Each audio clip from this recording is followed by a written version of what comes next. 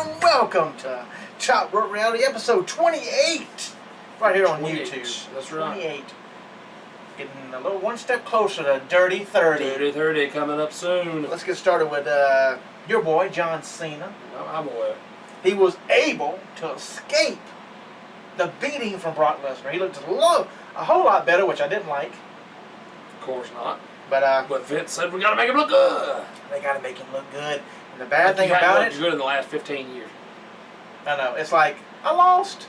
Who's this John Cena guy? If we forgot who he was, all of a sudden. I know. One Come loss. on, John. But they're talking about him going against Rusev, and Too I early. do not like it. I didn't like what happened on SmackDown this past Friday. Big Show punching him out. Well, Big Show punching out okay, but Big Show winning by disqualification. Right. Big Show should have either got, His record's still intact, though. Yes, but you can all you can say now, what Michael Cole stumbled over is he ain't been pinned, he ain't been No pin, no submission, so you can't use that's it all against they're him. using though. But I hope they don't go this route. And the way things are going now with Seth Rollins and Cena and Ambrose, I think they're not going to go this route. It's going to be Big Show and Rusev, which Rusev needs to beat Big Show He to does. make him look better. But if Rusev beats Big Show, then why would we want to have Big Show versus Brock Lesnar? That's true, but we don't want Rusev to lose yet. We don't want Rusev to lose, but we don't want Big Show and Brock Lesnar. No, but But the only person there for Brock Lesnar to have is John Cena. Nobody else is strong enough. Nobody else looks strong enough. There's plenty of people that can whose fault is wrestle. that? Whose That's fault is that? WWE's piss poor booking. And somebody who can look strong enough, how about Cesaro? Did you see what Cesaro did in that Battle Royal on SmackDown? I think he was chunking people over his He head, wasn't gorilla pressed Big E. Out Big E goes. He picked up Kofi and threw him into Jack, and they both went out for him to win the tournament, for them to win the Battle Royal. he? If he can press slam Big E, he can pick up Brock Lesnar. Yes. He picked up and maybe that's what they're doing. Big Show. He picked up Big Show, did the swing with him, didn't he? He did the swing with Khali, I know. Yes, he did swing. But he's not allowed to do the swing anymore, is he? No, everybody loves him, but no, they got to get off that. People gonna love and hate whoever they want. Exactly. They can't force. Had you heard? I know we're getting off subject. You're not supposed to like this guy. Don't cheer him. Have you seen the reports where they took people's signs up at the pay-per-view for Cesaro signs? No, I did not. There was a Cesaro section sign? No, it didn't say Cesaro section. It was just like Cesaro fan type signs. And there was one fan that made a bunch of them. He was handing them out to people, and security took them all up. I did not see that. Even though he was on the pay, was he not on the pay-per-view? He was taking on Sheamus in a very good match. For Sheamus and Cesaro, that was a very good match. So why did they not let people have signs? I don't know what is their problem. It's sad. Are they afraid? Like, well, no. We tell you to like this person. Right. You don't post it like this person unless we tell you to. It's stupid. They can't work that way. It's not going to work that way. The fans are going to speak their mind. Oh yes, They're not going to edit them. Can we go back to where they will ruin the pay-per-view for everybody if you piss off the fans? The Royal Rumble. So yeah, so let's just piss off the fans, WWE. That's real smart. Yeah, there you go. So, well, Xavier Woods and Kofi and Big E finally get a name.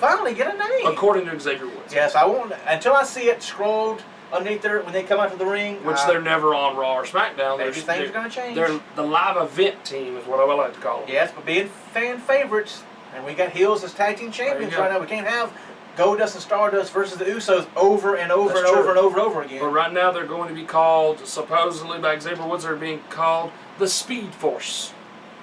But I see the Speed Force. Speed Force. It's kind of weird.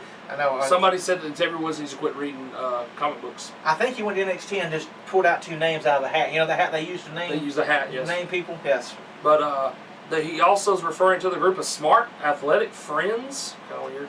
I know. But speaking of taking names... Black Justice League. There you go. Speaking of pulling names out of a hat, we have a new personality as a broadcaster. He was hired. He's a Canadian TV personality. Yeah. He did a lot of wrestling interviews, and he did a lot of the extra WWE shows that Canada has. Yeah. Like Afterburn and all these other weird shows that they use there. Yeah, he hosts all those. It's like, weird name, but it's Artie O'Cal. It's pretty close. Artie O'Cal, yes. Artie O'Cal. Anyway. That was his name. So they pulled some names out of the hat. Yes. And sounds like a race car driver to me. But anyway, his name is... Two of them. There you go. They put two of them together. Kyle Edwards will be his name. And Kyle Busch was on Raw. And Carl Edwards is John Cena's friend. He was on Raw. There you go. So I guess that's how they were like, oh, wait, that's a good idea. So WWE has begun discussing ideas for the next month's Hell in a Cell pay-per-view. Nope, don't like the way what they're planning. Nothing has been officially announced. They're currently planning 3 top matches, with 2 of them taking place inside the Hell in a Cell. The current plan is to have Hell in a Cell start with John Cena versus Dean Ambrose, the opening match. The winner of that match facing Seth Rollins inside the Cell later in the night. The loser of Cena and Ambrose would then get a consolation prize of facing Randy Orton, also inside the Cell later in the pay-per-view. If they're going that way, if they're going to put John Cena and Dean together, why don't we get Randy and Seth together then? You know, why does Seth and Randy get to wait? I know they're part of the Authority. If they're going to run that way, let's put the 2 faces together. We're going to let these 2 have a rest. Right. But it doesn't matter. It ended up being John Cena. I'm fine with those separated type matches because I don't want to see Cena versus Orton. I know you were talking about Cena and Orton and Ambrose and Seth. I don't really want to see Cena and Orton again because it's outdone. But I do believe that they should have some kind of like mini tournament with them, with the Hell in a Cell thing being for the number 1 contendership. Well, if we don't go Orton and Cena, we go Dean and Orton and Seth and Cena. Let's start that 2 off. Right. And then the main event be John Cena and Orton. There you go. Because that's probably what's going to be. I mean, they should have those 2 matches and the 2 winners going to Hell in a Cell at the end of the night, and the winner is the number 1 contender. Yes. That's the way Brock should defend the title at Survivor Series. Right. Brock should defend the title at Royal Rumble. Yes. And then Brock should defend the title at WrestleMania. Yes. But I have something for that later that I've been looking at, so we'll see how that goes. Let's see, and WWE's interested in some Ring of Honor talent, like always. Because I think they're paying the bills. It sounds like ECW all over again. There you go. Which, if you have not seen Monday Night Wars, go check out Monday Night Wars for only $9.99. Yes. Go check that out as the Monday Night Wars go extreme. Watch that one. Check out what Vince says about funding ECW. Oh, yes. Talks about taking the talent, but at the same time, Eric called ECW a developmental company for WWE. That's not completely all the way true. WCW, they showcased how WCW took Ray, Jericho, Psychosis, Dean, Eddie. I mean, all these everybody people. that Paul had built up, then WCW walks in the door, gives them big contracts, and they leave. And then WWE was doing the same thing. You build them up. The ECW was technically a developmental company before developmental companies were around.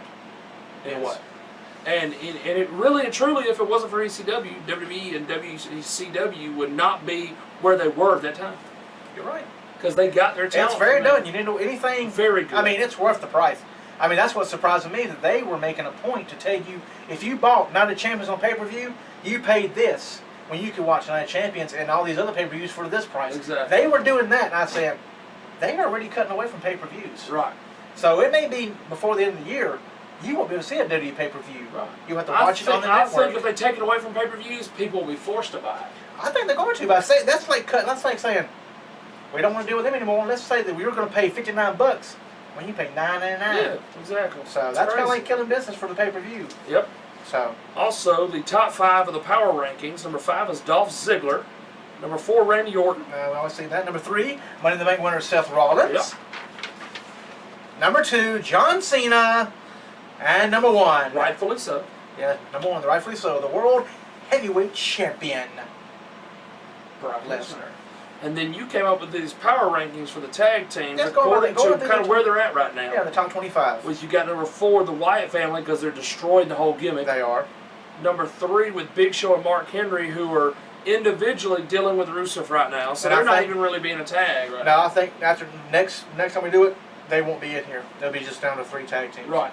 And then unless the power, Speed Force gets in Number there. 2, the Usos, and of course the tag team champions. Number 1 is Gold and Stardust. Yes, because they got the cosmic key. There you go. A little TNA news.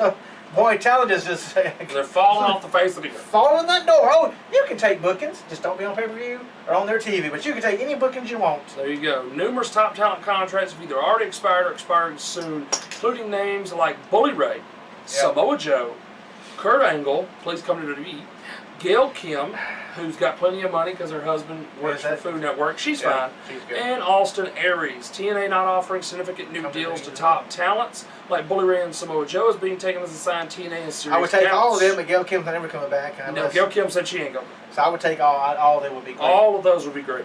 They have serious doubts regarding its future, even if it's able to secure a new TV deal. Right. Dixie's informing TNA Talent she feels the company will have a new TV deal in place by the beginning of next year. Keep saying it, but there remains much uncertainty regarding how the landscape of TNA might change if and when a new TV deal is reached. Yes. Channels being talked about are Velocity. Velocity, which is off. It's a Discovery Channel. Which not many people get. No. WG in America. Tried wrestling once, didn't last. CMT. Yeah, and one more that's being announced. And they haven't said anything on that. Very interesting. Speaking of being hired and going to be on the new network when they show up, Josh Matthews. Yep. Oh, good old Josh. Hopefully he gets to have a job with TNA and doesn't get hired, walk in the door, and by the first of the year he's out. Which, I mean, if they do on the new network, maybe they'll do some fresh face things. And having Josh Matthews, like you were talking about earlier, they might get rid of an announcer and make it fresh. I mean, think about these big money contracts. We were talking about this. Taz probably has a big money contract. He's a big name. Wouldn't surprise me. Mike Tenay's been there for a long time. Maybe they want to refresh things, make things look new. They need to. Well, take Mike Tenay out, put Josh Matthews in. Josh Matthews has worked with Taz before. Speaking of changes, since Russell won and Japan is pretty much running bound for glory, running the whole way. The guy said coming Monday there's going to be a change to it. So we don't know what. And apparently no women are going to be on the pay-per-view. No. Not enough time for women, but people took it wrong. He was not being sexist. Oh, women's match on? Okay. They said that they didn't want a 5-minute match. They want to really give time to the matches. But honestly, there's no storylines in these matches for this TNA part of it. They're just throwing things together because they're so far ahead when it comes to the tapings that the pay-per-view is not even going to make any sense. It's not. And also, the bad thing about it, I just saw this the other day, The Walking Dead comes back on AMC that night. Oh, that's stupid. So I want to see what their buy rate is. I'm going to say 10,000 or less. You already know it's going to be low. 10,000 They've never had great buy rates. No, but that's so with Walking Dead, their biggest show. Oh yeah, Walking Dead premiering for season 5, being taped in Japan, so everybody knows the results. I mean, it could be the death knell for TV. The fact that you have your main event at the Japanese show is not even the main event for the pay-per-view. Not yet. The James Storm and Sonata versus Great Muta Tajiri is the main event for. They've already said it on the internet. It's the main event for the show live in Japan. Yeah, they may change. They may change their mind. That's not a pay-per-view main event. Come on. It's taped in. We like to really care. Well, speaking back to the divas and the knockouts, Mickie James gave birth to her little baby boy. So her and Magnus have a little baby boy now. Well, there you go. So only maybe a few months, and she'll be back in WWE. Hopefully. She needs to be. Bring Magnus too. There you go. So that's it for WWE and TNA news. In part 1, we'll be right back for part 2. We have our indie news. Everybody loves the indie. That's right. And I've got a funny feeling that Indie Cat may make an appearance today. She's been absent for a while. For quite a while. She needs to come back. So we'll be right back for part 2 of episode 28 of Top Rope Reality right here on YouTube.